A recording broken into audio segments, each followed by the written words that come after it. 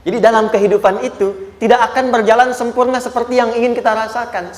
Selalu akan ada perbedaan pandangan. Ya, bahkan dalam kehidupan rumah tangga saja, ya maaf ya, Anda misalnya seorang istri mau ke sini saja mungkin masih bisa beda pandangan, warna apa untuk jilbab yang dipakai. Ya, dengan suami bisa berbeda. Papa, bagus yang mana ya? Hijau atau kuning? Ah, kayaknya yang hijau deh gitu kan.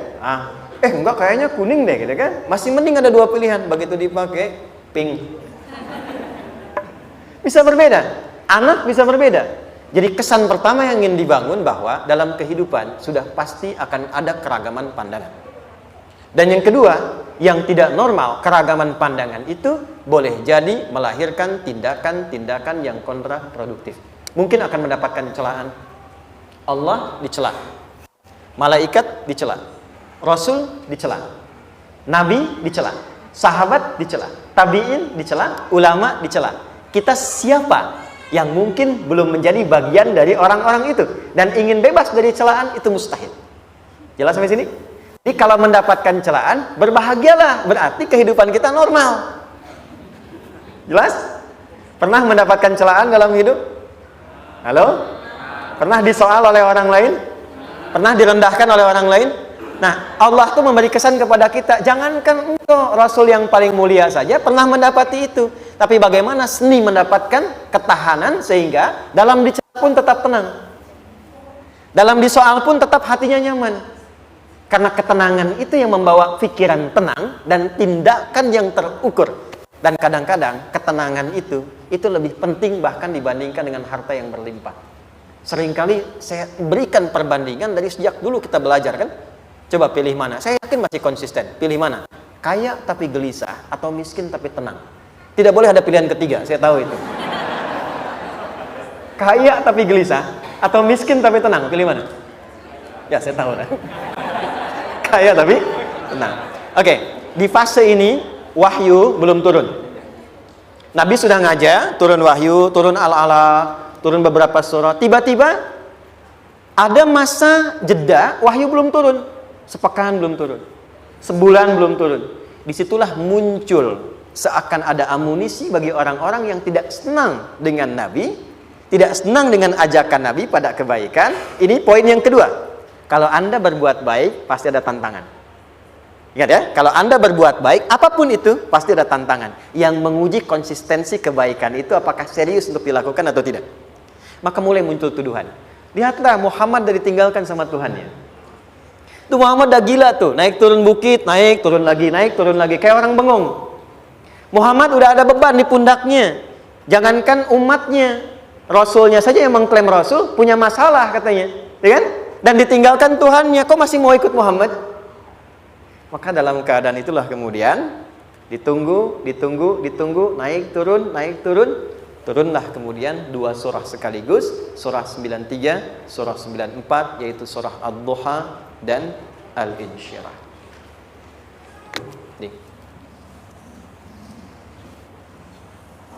Oke. Ini materinya dahsyat ya. Penting sekali, saking pentingnya ini cepat habis tuh. Bismillah. Sekali lagi. Jazakallah khair. Lebih kelihatan ya. Baik, yuk pelan-pelan. Jadi turunnya surah Ad-Duha dan surah Al-Insyirah, hikmahnya satu atau fungsinya satu, memberikan petunjuk bagaimana mengatasi satu persoalan sesulit apapun, tapi masih dapat menghadapinya dengan keadaan yang tenang. Satu surah ini atau dua surah diturunkan untuk membimbing setiap hamba menuju kepada ketenangan hati. Dua, membangun kekuatan mental sehingga dalam situasi apapun dia tetap kuat mengatasi berbagai persoalan kehidupan. Nanti terapannya banyak, di bisnis ada. Nanti saya turunkan contohnya. Kadang-kadang ikut tender, sudah bagus, sudah menang, tapi proyeknya diambil orang. Ada yang begitu? Nanti ada ayatnya, ada. Nanti kita turunkan. Udah siap-siap, kan? Pengen melamar, ternyata keduluan orang, gitu kan? Udah siap-siap, pengen dapat ini, mau lulus, ternyata nilainya nggak seperti yang diharapkan. Muncul, ada, selalu ada demikian. Nanti kompleksitasnya banyak. Tapi dua surah ini kalau kita bisa kuasai artinya dengan baik, pahami dengan benar, maka akan ada sesuatu yang beda yang terasa dalam jiwa kita dan kesiapan mengatasi setiap persoalan dalam kehidupan. Yuk kita baca dulu ya supaya dapat keberkahannya dari dua surah ini. Saya bacakan, Anda ikuti ya. A'udzu billahi minasy syaithanir rajim.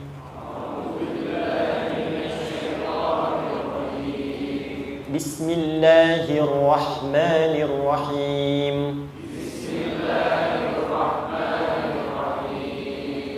Wadduha wal-laili idza saja ma wadda'aka rabbuka wa ma qala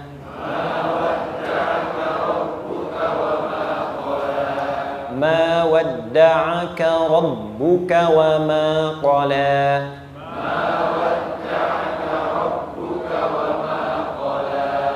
وللآخرة خير لك من الأولى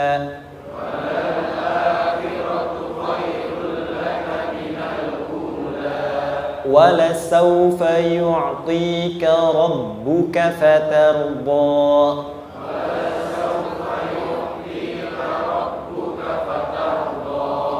ألم يجدك يتيما فآوى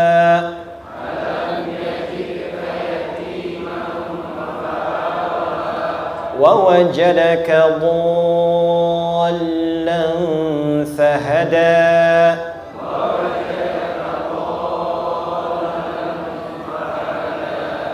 ووجدك عائلا فأغنى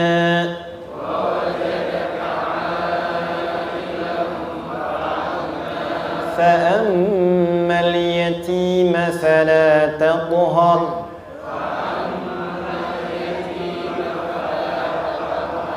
وأما السائل فلا تنهر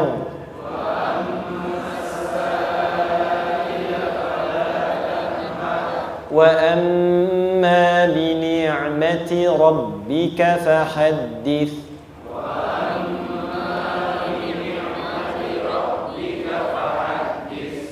Satu surah dulu, alhamdulillah. Izin saya bacakan tadi untuk diikuti supaya setidaknya kalau kita pulang dan ditanya bagaimana hidupmu engkau jalani, seperti apa engkau berinteraksi dengan Quran yang telah aku turunkan, maka kita pernah menjawab, ya Allah, kami pernah bacakan itu. Jangan pernah kita berkehidupan sampai wafat dan tidak pernah berinteraksi dengan Quran walaupun sekedar membacanya. Wadduha, aku bersumpah. Setiap huruf waw yang berada di awal kalimat di satu surah itu makna utamanya berarti sumpah. Ya, qasam, sumpah. Seringkali diartikan demi, ya. Wal asri, demi masa. Wal fajri, demi waktu fajar. Wal laili, demi malam. Intinya sumpah. Sebentar, pelan-pelan. Kalau Allah menyampaikan sesuatu kepada kita, yakin tidak? Saya ulang, yakin tidak? Serius? Hah? Kalau yakin, kenapa tidak dilakukan? Ya, itu pertanyaan besar ya. Baik. Kalau Allah menyampaikan, tidak bersumpah pun harusnya kita yakin. Tapi kalau Allah bersumpah dalam kaidah ilmu tafsir, berarti ada sesuatu yang sangat penting, yang saking pentingnya akan sangat dibutuhkan oleh setiap hamba, sehingga diminta setiap hamba itu fokus menyimak apa yang mau disampaikan. Bahkan saking pentingnya menyimak itu, Allah bersumpah. Jelas? Jadi kalau teman-teman menemukan di Quran ada ayat dibuka dengan sumpah, berarti ada kasih Allah yang tinggi yang akan disampaikan di ayat itu sampai meminta kita fokus untuk menyimaknya.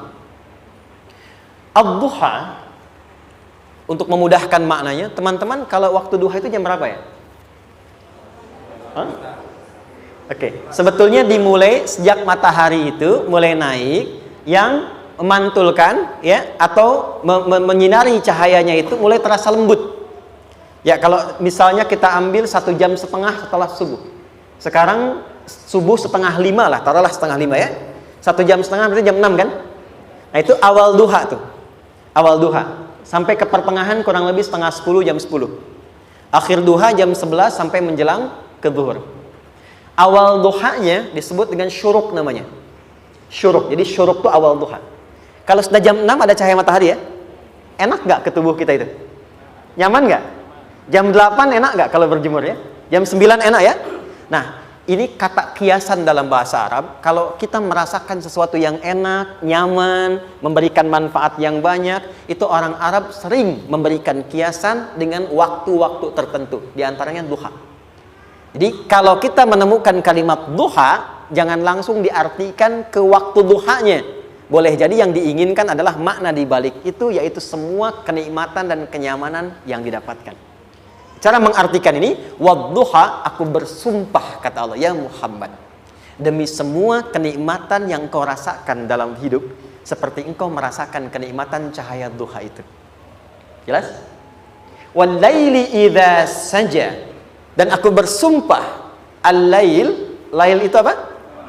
Malam. Baik, lail turunannya, layali jamaknya, lela, lili, lala, itu malam. Jadi kalau ada ibu leli, ibu malam-malam ya. Lail. Oke. Lail itu malam. Malam gelap nggak? Gelap. Tapi kalau gelapnya gulita, tidak ada cahayanya, gelap betul gitu. Gelap ya. Misalnya sedang kita dapati misalnya satu momentum padam lampu, padam semua, dan pas gerhana misalnya gelap sekali. Nah, itu bahasa Arabnya disebut dengan saja namanya. Ya, saja.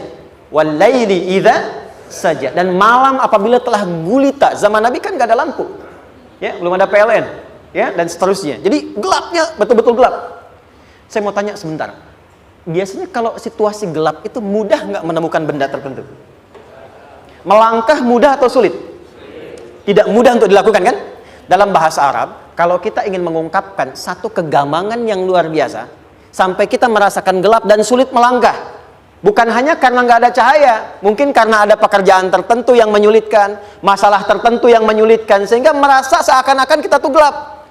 Makan nggak enak, melangkah susah. Pernah nggak merasakan situasi yang saking beratnya satu beban itu seakan-akan makan nggak mau, melangkahnya berat, ada vertigo, kadang-kadang pusing. Pernah merasakan itu? Itu bahasa Arabnya, wal-laili idza saja. Perhatikan kalimatnya, ya Muhammad sallallahu alaihi wasallam, aku bersumpah demi semua kebahagiaan dan kenikmatan yang engkau pernah raih, seperti merasakan kenikmatan cahaya duha. Dan mungkin persoalan hidup yang pelik yang membuat engkau merasakan kesulitan, seakan-akan merasa di suasana gelap yang gulita. Ma wadda'aka rabbuka wa ma qala. Tanamkan dalam jiwamu yang paling dalam, aku tidak akan pernah meninggalkanmu. Ada suami pulang dari pekerjaan, mendapati istri sedang termenung dan mengalir air matanya. Tiba-tiba suaminya datang mengatakan, hangat sekali pada istrinya, di sampingnya, membelainya dan mengatakan, "Ma, demi semua suka yang pernah kita lalui bersama, dan demi duka yang mengalirkan air matamu saat ini pun, tanamkan dalam hatimu yang paling dalam, Papa akan selalu bersama Mama dalam setiap situasi itu." Kira-kira para ibu merasakan itu bagaimana perasaannya? Masa sih? Tapi itu menarik loh. Menarik ya. Jadi kalau teman-teman ngaji surat Yusuf, di surat Yusuf itu laki-laki diilustrasikan dengan matahari, perempuan diilustrasikan dengan rembulan. Ya. Inni ra'aitu ahada asyara kaukaba wasyamsa wal qamara ra'aituhum li sajidin. Ayah, aku melihat bulan dan matahari serta 11 gemintang sujud hormat kepadaku. Jadi matahari diartikan itu sebagai laki-laki, suami, ayah. Kenapa disebut matahari? Diilustrasikannya, matahari itu kan menyengat dengan kuat. Kalau kita menjemur, mengeringkan pakaian, melindungi. Tipikal suami itu melindungi. Ada yang ganggu istri, sengat dengan kuat. Ada air mata yang mengalir, hei, keringkan itu sehingga tidak larut air mata mengalir di pipinya. Itu matahari. Sebaliknya rembulan.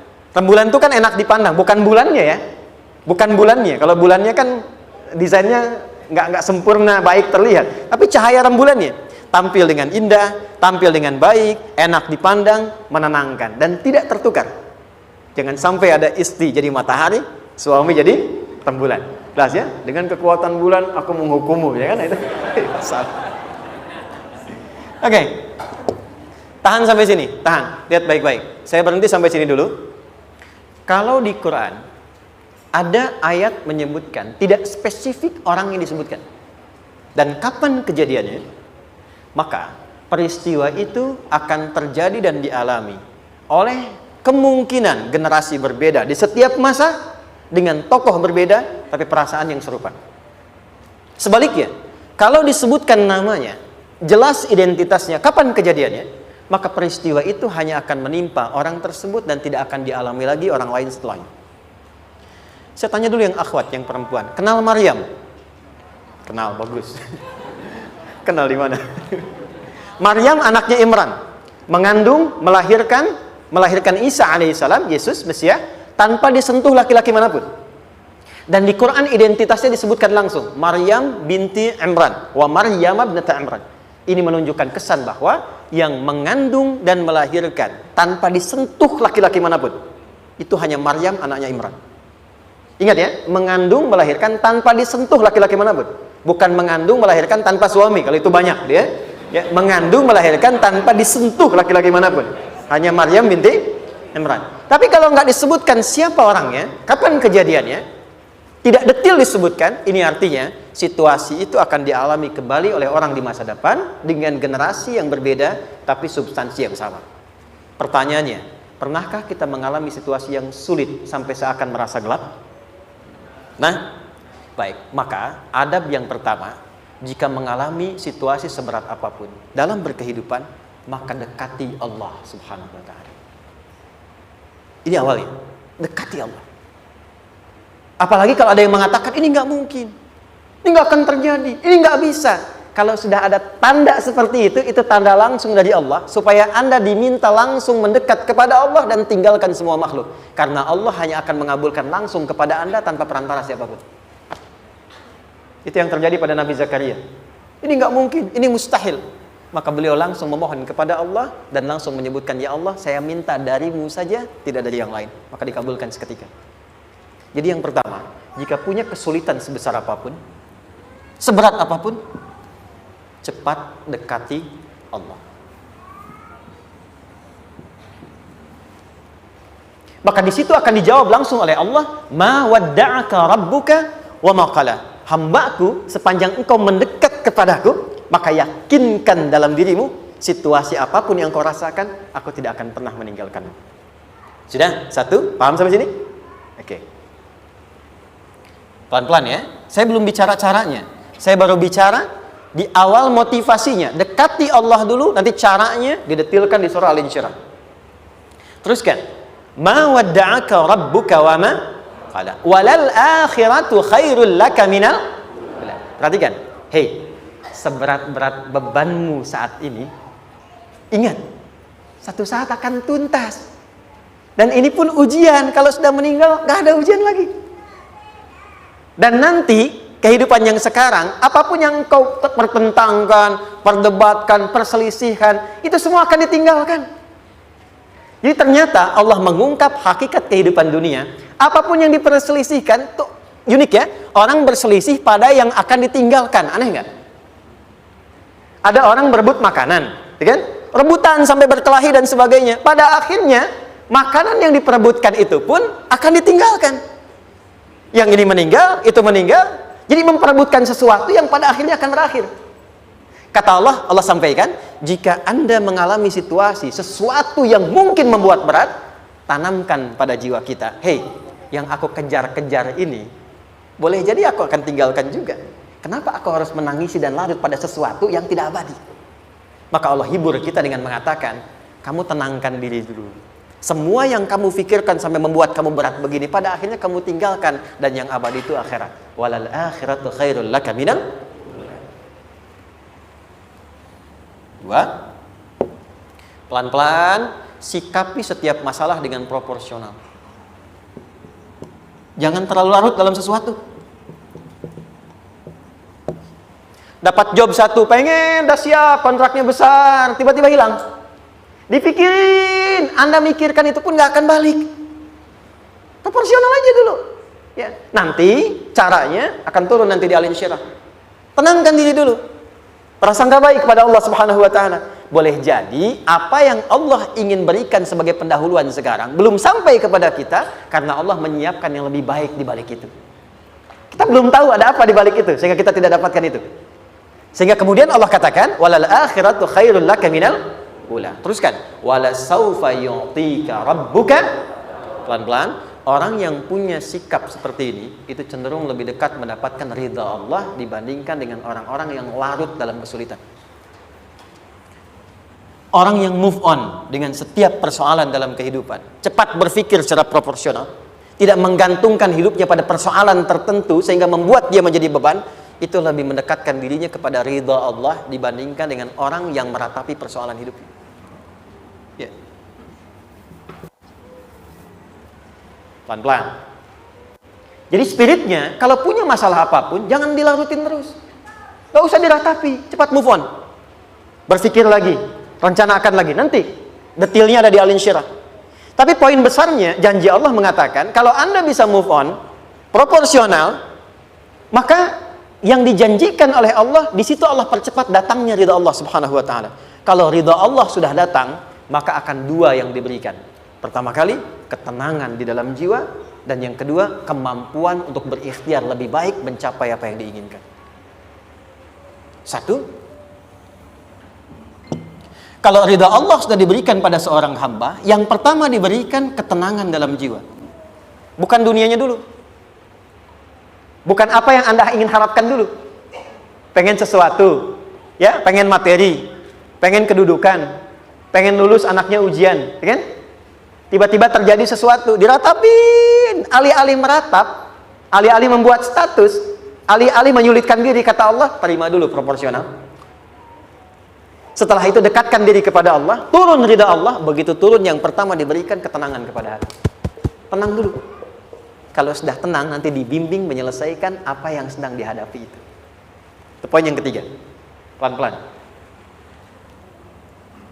4. Kita masuk ke detail sekarang. Perhatikan baik-baik. Ini yang paling menarik. Alam yajidka yatiman fa'awa.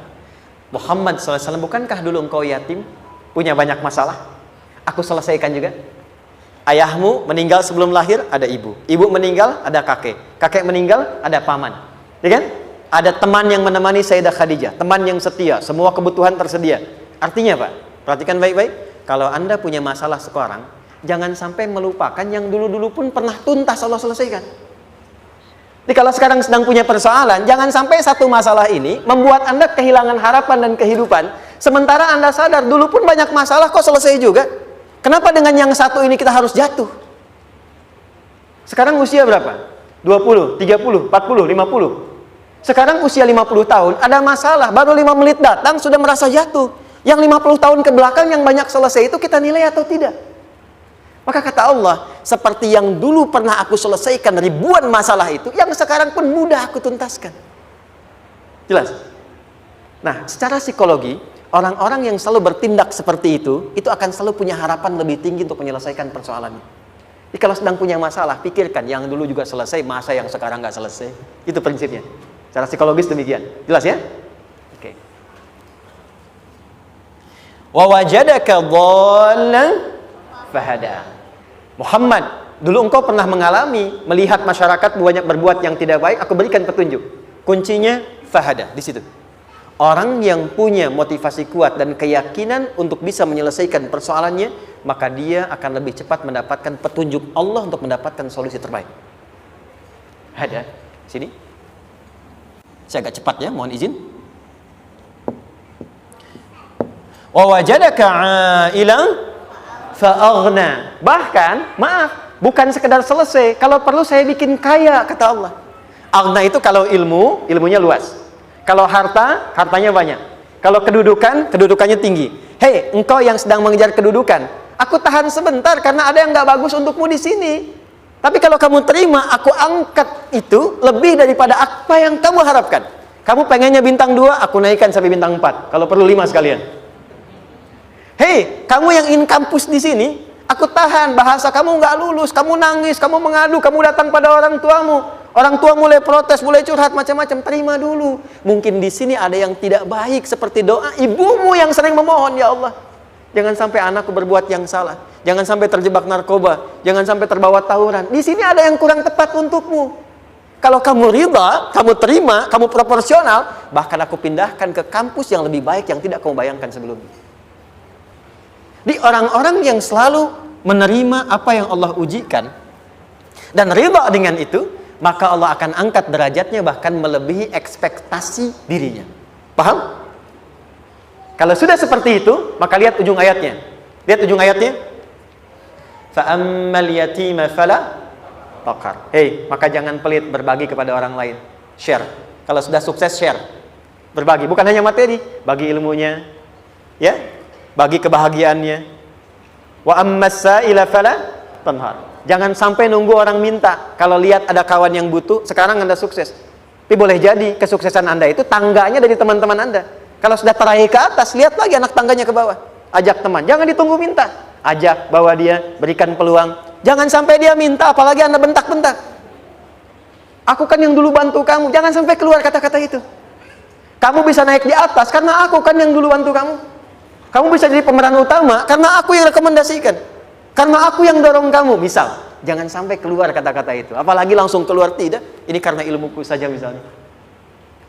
Kalau itu bisa dilakukan dengan baik. Lihat ujungnya. Wa amma bi ni'mati rabbika fahaddits. Maka semua nikmat yang dirasakan akan mudah untuk diimplementasikan dan disyukuri. Jadi semua nikmat itu bukan cuma dirasakan. Jadi membagi semua nikmat itu adalah rasa terbaik untuk menikmatinya. Maaf ya. Anda kalau punya makanan, dimakan sendiri. Dengan dibagi sama-sama, kira-kira rasa nyamannya yang pertama atau yang kedua? Kedua. Makan sendiri, enaknya sendiri kan? Tapi ketika ada teman berbagi dan tahu, oh enak ya, nyaman ya, ada kebahagiaan, ada ngobrol, ada tertawa, ada kebersamaan, itulah inti nikmat yang sesungguhnya. Wa amma bi ni'mati rabbika. Ternyata masalah yang diberikan bukan ingin memberikan beban, tapi ujungnya, endingnya supaya Anda bisa mendapatkan nikmat berkualitas yang bisa dibagi. Lihat surat Ad-Duha itu jangan cuma lihat awalnya, lihat ujungnya. Ternyata ketika seseorang mendapat masalah seberat apapun, itu bukan ingin membebani, tapi ingin meningkatkan kualitas hidupnya supaya mendapatkan nikmat yang lebih besar dan merasakan nikmatnya itu dengan berbagi.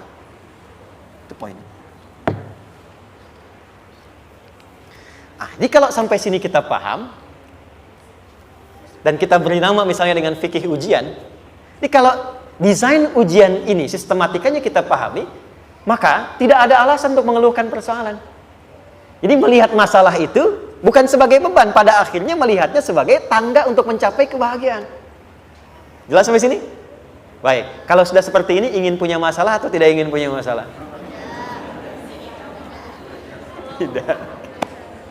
Ingat ya, jadi kalau anak pulang bawa masalah, dilihatnya jangan beban. Oh, Allah ingin menaikkan kualitas pada anak saya, yang dengan itu menjadikan ia mendapatkan nikmat yang belum pernah didapati. Kalau rumah tangga sedang ada masalah, jangan banyak diperseterukan, tapi direnungkan sejenak. Oh, Allah ingin meningkatkan kualitas rumah tangga ini, sehingga kita bisa mendapatkan nikmat yang tidak pernah didapati sebelumnya. Makanya nikmat berumah tangga itu yang terbesar, selalu bertambah ketika menyelesaikan masalah. Silahkan cek. Kalau sedang ada masalah berseteru kan? Tapi setelah selesai kan jadi lebih nikmat ya? Ya? Lebih senang lagi, lebih cair lagi, lebih bahagia lagi, lebih mendukung lagi. Ternyata ada nilai-nilai kebaikan yang tersimpan yang belum disadari sepenuhnya. Pertanyaannya, kadang-kadang mudah diucapkan tapi tidak mudah mempraktekkan. Bagaimana itu semua bisa ditempuh dengan baik sehingga ketika mengalaminya kita bisa tenang menghadapinya. Maka turunlah surah Al-Insyirah. Saya cepat.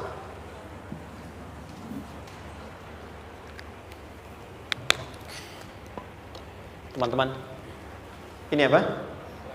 Kelas ya? Baik, pelan-pelan sedikit. Kira-kira volumenya besar kecil? Kecil ya? Baik. Kalau saya bandingkan dengan gayung, volumenya besar mana? Gayung ya? Baik. Kalau ini saya perlebar, sehingga bisa memasukkan apapun ke dalamnya, itu bahasa Arabnya disebut dengan insyirah namanya. Jelas?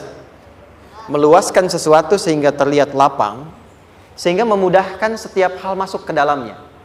Itu insyirah namanya.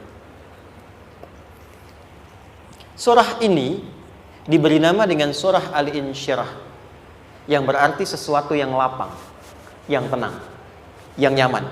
Yang diharapkan dengan keadaan hati yang lapang, nyaman, tenang itu, segala persoalan yang dihadapi dalam kehidupan akan mudah diterima dan tidak berdampak besar dalam menyikapinya. Maka bagaimana kemudian Allah memberikan turunan-turunan petunjuk supaya apa yang diharapkan ini bisa tercapai? Satu, izin mengilustrasikan. Saya kasih cerita sebentar. Ada seorang anak muda, kisah ini sangat viral, hampir setiap kita bisa mendapatinya. Datang kepada seorang kakek tua di sisi danau yang jernih sekali airnya. Dia berkeluh kesah tentang persoalannya. Dia katakan, saya punya masalah begini. Berat sekali terasanya. Kakek itu kemudian permisi, dia hanya membawa 2 genggam garam. Kemudian beliau bawa 1 gelas, ilustrasinya seperti ini. Dimasukkanlah kemudian garam itu ke gelas itu. Lalu diambil 1 gelas air yang jernih tadi dengan garam segenggam. Kata beliau, minum. Pemuda itu mengatakan, wah asin, minum aja dulu. Lalu ketika diminum, langsung ditumpahkan. Dia muntahkan asin katanya. Lalu setelah itu kakek yang tadi melepaskan segenggam sisanya, dilempar ke danau tadi yang luas. Lalu diambil lagi dengan gelas yang sama. Sekarang minum. Bagaimana rasanya? Segar, enak, nyaman. Itulah hatimu.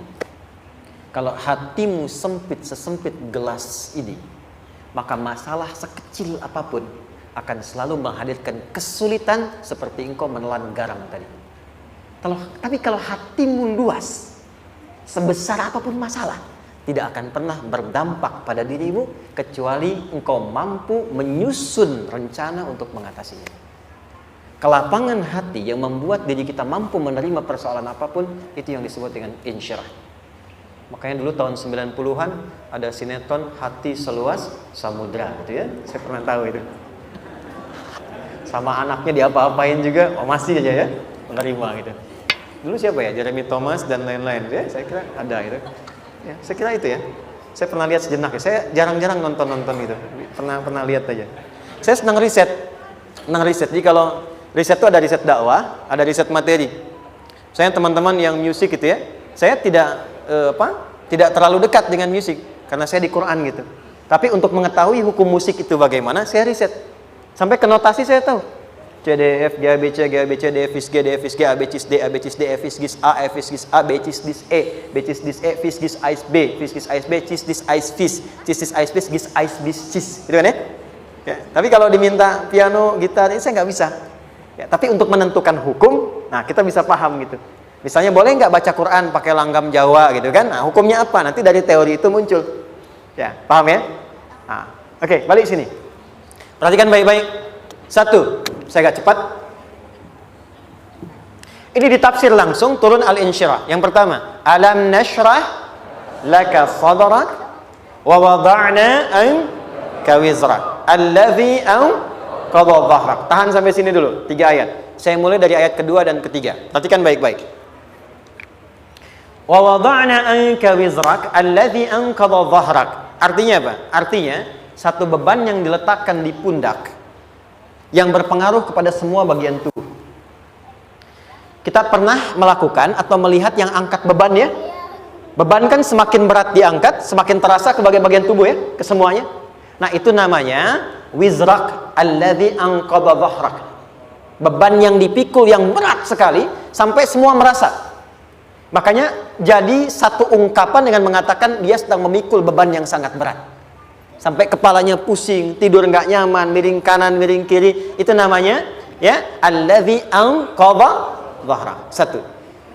Saya percepat, akan ada satu masa dalam hidup setiap hamba merasakan satu persoalan yang seakan-akan beban berat yang dipikul sampai merasa kesulitan dari ujung kepala sampai ujung kaki. Siapapun itu. Jujur ya, setiap kita tanyakan pada diri sendiri. Setiap kita yang ada di sini, saya yakin pasti pernah atau bahkan akan mengalami satu peristiwa yang merasakan beban berat sampai seakan-akan ujung kepala sampai ujung kaki merasakan sakitnya. Ada yang sudah mengalami atau bahkan nanti akan ada yang melalui. Perhatikan baik-baik. Teruskan ayatnya. Wa rafa'na laka. Perhatikan. Kalau ada yang sedang merasakan itu, yakinlah kata Allah, pada saat itu sesungguhnya Allah sedang mengangkat derajatnya dan meningkatkan kualitas hidupnya untuk mencapai sesuatu yang istimewa yang belum pernah diraihnya. Dari sini kita buat persamaan. Ujian. Perhatikan. Berbanding lurus dengan harapan, banding lurus dengan solusi nanti pada akhirnya. Fokus. Lulus di sini, insya Allah setiap persoalan akan lebih mudah untuk diatasi. Ujian, seberat apapun yang sedang kita alami, tidak akan pernah diberikan kepada kita oleh Allah, kecuali ternyata hikmahnya untuk mengabulkan harapan-harapan besar yang sebetulnya kita mintakan. Jujur ya, setiap kita kan sering punya permohonan ya, sering berdoa ya. Ya Allah minta ini, minta itu, minta ini, minta itu, gitu kan? Nah, cara Allah mengabulkan harapan kita itu, yang pertama, jalurnya lewat ujian. Karena semua kesuksesan itu, desain dasarnya adalah melewati ujian. Coba, anak-anak kita yang sedang sekolah itu, apa mungkin diwisuda dengan penuh kebahagiaan kalau nggak mengalami ujian? Lewat ujian dulu kan? Dia belajar dulu, ujian dulu, ngatasin soal dulu, lulus, baru wisuda. Apakah mungkin akan dapat IPK 4 yang diharapkan kalau tidak mengalami ujian? Belajar dulu, ya kan? Ada waktu, sempat dia bangun malam, siang, dan seterusnya, belajar, keringat, dan sebagainya, baru bahagia kan? Dan ternyata belajar itu untuk diwisuda. Sebab kalau kita tidak belajar, mustahil dapat wisuda. Kalau tidak lewat ujian, mustahil dapat ijazah. Karena ternyata harapan itu, hukum dasarnya dalam berkehidupan, bisa diraih dengan melewati ujian. Ini poinnya. Jadi mohon, kalau sedang mengalami sebuah peristiwa, dan kita harus menghadapi itu, coba renungkan. Sebetulnya pernah berdoa apa sampai kita mengalami itu, sehingga dengan jalan itulah sebetulnya Allah ingin mengabulkan harapan yang dulu pernah kita mintakan. Jelas? Oke, satu. Yuk turunkan rumus ya pelan-pelan. Quran surah kedua ayat 286. Ini kesini dulu baru nanti kita balik lagi.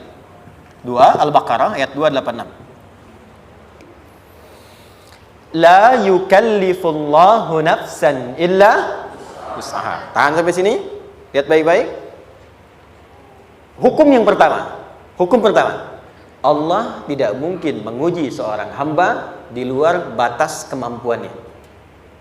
Jadi kaidah yang pertama tadi, kalau kita sedang diuji, sebetulnya ada harapan dan doa yang pernah kita mohonkan dan Allah ingin mengabulkan itu, jalan pertamanya adalah ujian. Tapi adilnya Allah, tidak akan pernah kita diuji kecuali sesuai dengan kemampuan kita. Jadi kalau nggak mampu, nggak mungkin diberikan ujian. Ingat ya? Kalau tidak mampu, tidak mungkin diberikan ujian. Artinya, harapan yang kita mohonkan pun akan sesuai dengan kemampuan kita. Jadi kalau kita minta sesuatu, nggak mungkin bisa menggunakannya, nggak akan dikasih.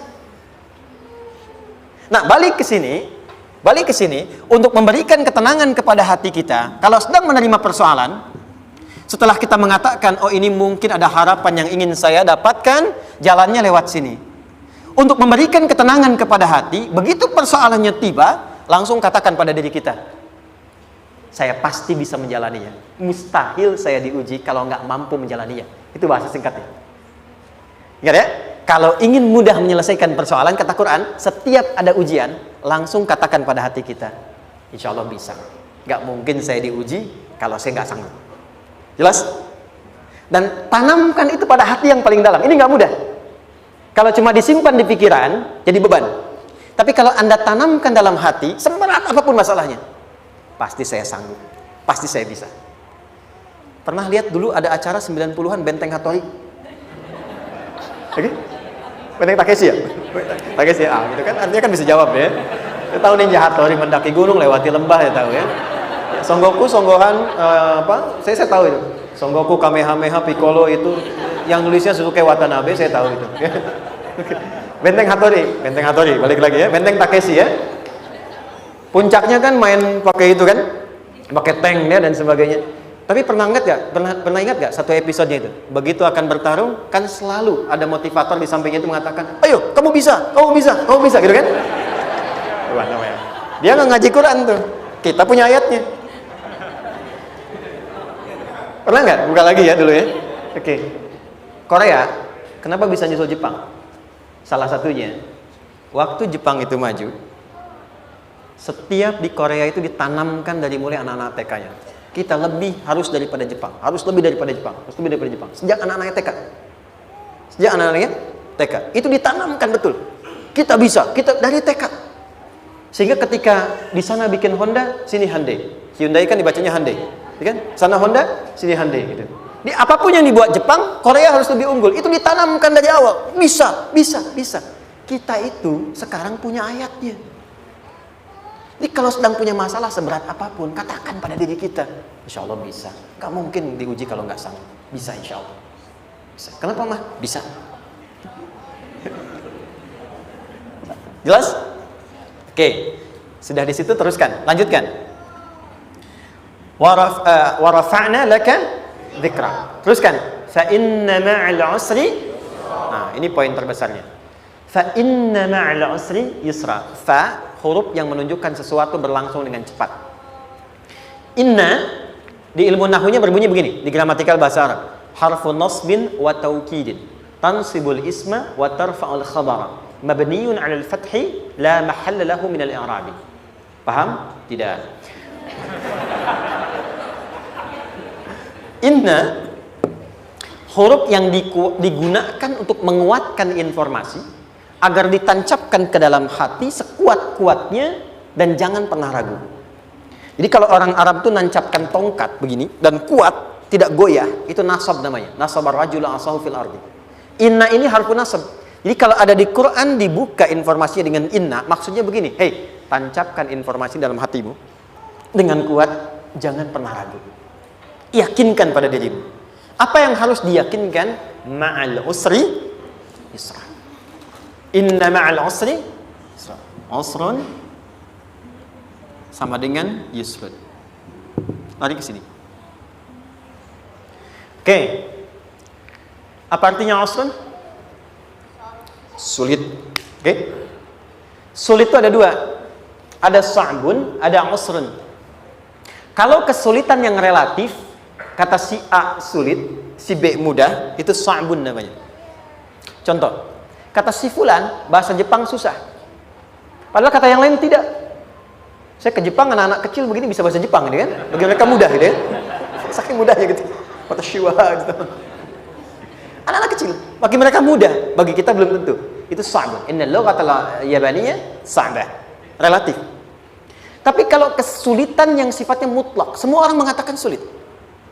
Maaf, bawa mobil, sulit atau mudah? Bukan mengendarai ya, bawa mobil, bawa. Sulit ya? Sulit ya? Baik, sepakat sulit semuanya. Nah, itu dalam bahasa Arab dikenal dengan usrun. Kesulitan yang semua sepakat bahwa itu susah. Sulit, semua sepakat. Dan ketika ada orang bicara, aku sedang punya masalah begini. Semua mengatakan, wah itu nggak mudah, itu nggak mudah. Itu usrun namanya.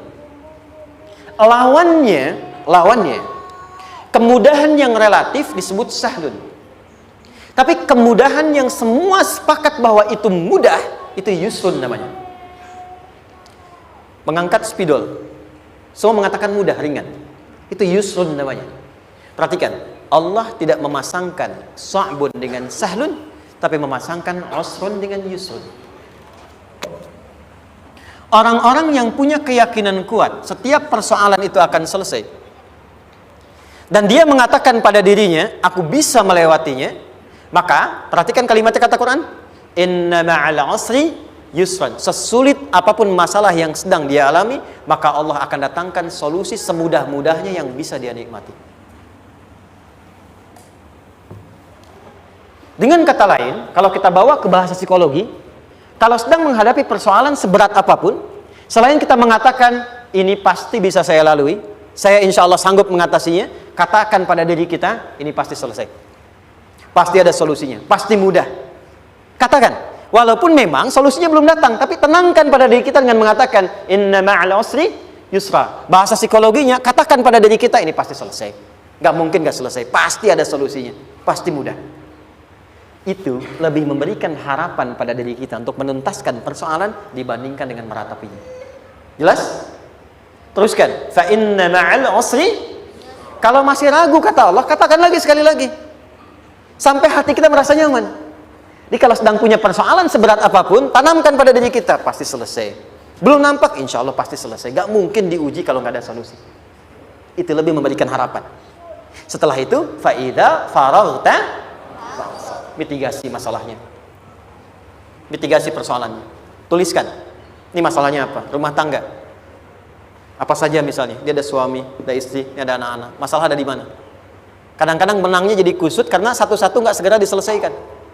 Maka kata Al-Quran, fa'idha faraghta, satu-satu mitigasi dulu. Satu masalah di sini, lihat di suami, lihat di istri.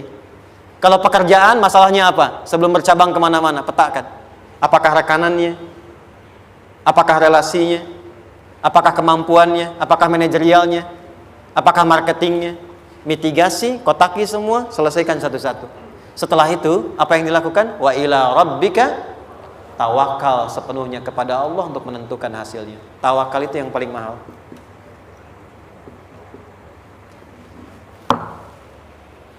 Anda kalau nggak punya kepasrahan, stres.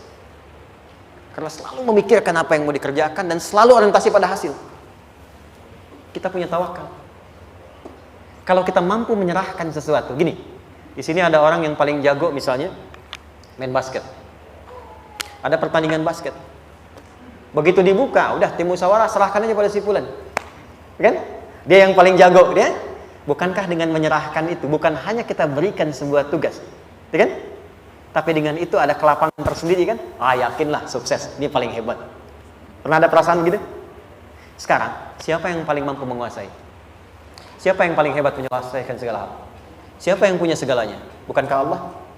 Orang-orang yang punya tingkat tawakal yang tinggi, maka satu, dia akan lebih stabil keadaan mentalnya dan tidak akan pernah gelisah dengan kekecewaan. Gak ada kecewa. Karena tawakal itu kalau sudah kepasrahan pasti menerima hasil. Kalau sudah tawakal, terserah Allah tetapkan apa saja. Mau dapat sekarang, dapat besok, dapat nanti. Puncak yang paling tinggi, tugasmu hanya berikhtiar semampu yang bisa dilakukan. Selanjutnya, biarkan Allah menetapkan apa yang menjadi bagian dari maslahat kehidupan kita. Saya tutup. Cara Allah menjawab harapan kita ada 3. 1. Memberi langsung apa yang kita mintakan. 2. Menunda itu sampai kita siap menerimanya. 3. Mengganti apa yang kita inginkan dengan apa yang kita butuhkan. Saya ulang ya. 1. Memberi langsung apa yang kita mohonkan. Misal, ya Allah saya ingin A misalnya, anak saya pengen ke ITB. Tapi nggak mungkin tiba-tiba langsung masuk ITB kan? Pasti lewat ini dulu kan? Ada ujian dulu, ikut tes dan seterusnya diterima sesuai. 2. Kadang menunda sesuatu sampai dia sanggup menjalaninya. Anda punya anak usia 5 tahun, pengen diberikan motor. Anda mampu untuk memberi motor, dikasih nggak? Tidak. Sampai dia sanggup mengendarai motor, baru Anda berikan. Terkadang ada yang kita minta sekarang, tidak didapati sekarang. Tapi ternyata tahun depan kita dapat. Kita harus sadar bahwa anugerah yang kita dapatkan tahun depan itu sebetulnya adalah hasil doa kita di tahun ini. Pernah dengar nggak kisah viral? Nabi itu berdoa, baru dikabulkan setahun setengah. Setahun 6 bulan. Padahal itu Nabi loh. Kiblat pertama kita kemana? Palestina kan? Baitul Maqdis kan? Nabi berdoa, mohon terus nengok ke langit. Al-Baqarah 144, minta, jawabannya turun setelah setahun setengah, setahun 6 bulan. Ada yang mengatakan di tafsir setahun 8 bulan, baru dikabulkan setelah setahun setengah. Padahal kurang soleh apa Nabi? Nabinya siap, mungkin umatnya yang belum siap. Nabinya siap, tapi ada tantangan di masyarakat yang tidak mudah, yang mungkin bisa meruntuhkan dakwah, baru dikabulkan setahun setengah. Ketika semua umatnya sudah bisa siap menerima itu. Boleh jadi apa yang diminta orang tua sekarang terkabulnya mungkin belasan puluhan tahun pada anaknya yang nomor sekian. Tahu Imam Syafi'i? Imam Syafi'i itu kan nama aslinya Muhammad. Bapaknya Idris. Kakek yang ke atas, yang ketiga namanya Syafi'i. Kenapa disebut Imam Syafi'i? Dinisbatkan pada kakek yang ke atasnya. Ternyata kakeknya ini seorang ulama besar, saleh, memohon kepada Allah. Setiap di keturunannya ada yang bisa menggantikan lebih soleh, lebih baik lagi. Ternyata yang didapatkan bukan dari anaknya, tapi generasi keturunan yang kesekian. Anda belum sekarang bisa hafal Quran. Misalnya, Anda bermohon, berdoa, boleh jadi yang hafal mungkin bukan di anak, bisa di cucu, bisa di bagian keluarga yang lain. Maka terkadang tawakal itu tidak hanya memberikan hasil yang cepat, tapi memberikan keindahan yang terasa tertunda, tapi melengkapi kebahagiaan yang dirasakan. Penutupnya, boleh jadi minta ke ITB, diterimanya di Unpad. Minta motor, dapatnya mobil. Kalau itu senang, luar biasa. Minta mobil, dapatnya motor, gitu kan? Ternyata kadang-kadang desainnya yang terakhir, saya tutup, Allah mengabulkan apa yang kita butuhkan, bukan apa yang kita inginkan. Anak Anda sakit, dibawa ke dokter, kata dokter jangan dulu makan jeruk. Maka Anda pulang, dia minta jeruk, Anda berikan apel. Saya nggak mau apel mah, saya pengennya jeruk. Gak apa-apa nah, ini apel rasa jeruk misalnya kan. Anda berikan. Ternyata apa? Bukan ingin menyakiti dan tidak mengabulkan keinginan anak, tapi lebih memberikan apa yang dia butuh. Kadang-kadang maaf ya, teman-teman mintanya proyek A, udah capek, di situ nggak dapat, dapatnya di yang lain. Teman-teman, itu Allah berikan sebetulnya hasil ikhtiar Anda yang sebelumnya. Cuma dikasih yang lebih baik, yang tidak Anda pernah bayangkan maslahat.